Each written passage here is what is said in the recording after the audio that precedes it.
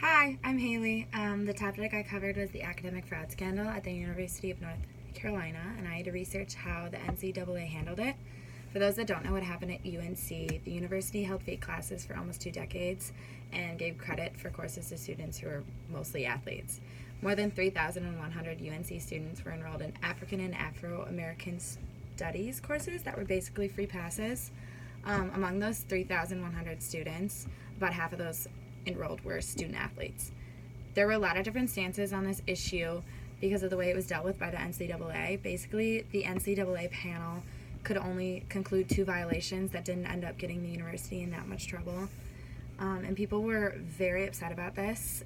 Some people were angry that they basically got away with giving out unfair benefits to athletes for such a long period of time, while others thought that the embarrassment and how public this scandal was made was punishment enough.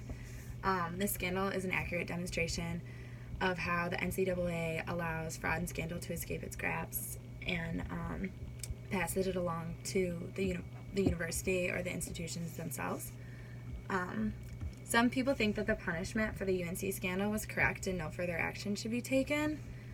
They think the University of North Carolina had endured enough during the very public scandal, and that it was not the NCAA's jurisdiction to punish them more, rather to leave it up to the university itself.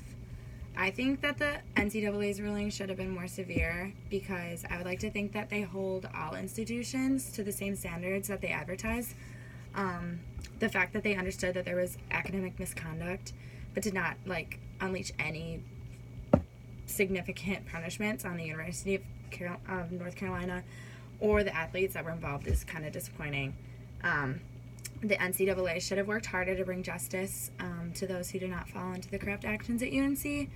My personal stance on this issue is that UNC and those involved should have faced more punishments than just probation.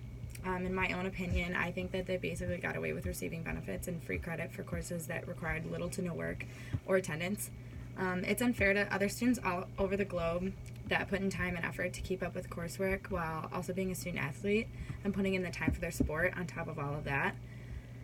For my research, I read over the official NCAA public infractions decision report and looked up similar scandals to decide whether or not the NCAA made the right call regarding the UNC scandal.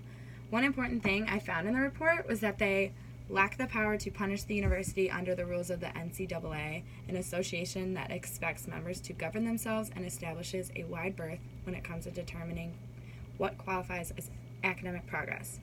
I think that the research that I did was accurate because it was straight from the official report released by the NCAA itself. The NCAA took into account that the university admitted to all of the fraud that took place for the almost 18 years that the fake classes were allowed, and only ruled it as a freestanding lack of control or failure to monitor.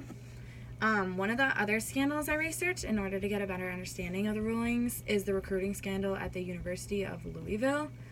The NCAA took the team's title and they received over $60,000 in fines because the coaches used sex workers to bribe recruits and maintain overall happiness for current players. The NCAA seemed to have a lot more to say over a scandal like that, while only finding 2 infractions from the UNC academic scandal. I think that the NCAA needs to work on its fairness when conducting these cases for infractions because I don't think that what happened at UNC was fair at all to the people that didn't do anything wrong. I think a lot more research needs to be done to ensure scandals like the UNC fraud case do not happen again. Maybe the NCAA needs to think more about reaching justice rather than just trying to protect their brand or their own reputation. I think that researching this specific topic helped me to understand the kinds of issues a sports manager will have to deal with in the real world when faced with issues like this. Learning about a specific sports scenario that's happening in the real world is a lot more beneficial in the long run than just listening to lectures about sports and rec management, in my own opinion. So this practical experience helps just to gain a better understanding of what truly goes on in the sport world beyond just what you read or watch in the media. This topic in general would help me to make decisions on what's best for the specific institution I worked for or will work for, and I would definitely use the information I learned from this project and apply it in real life.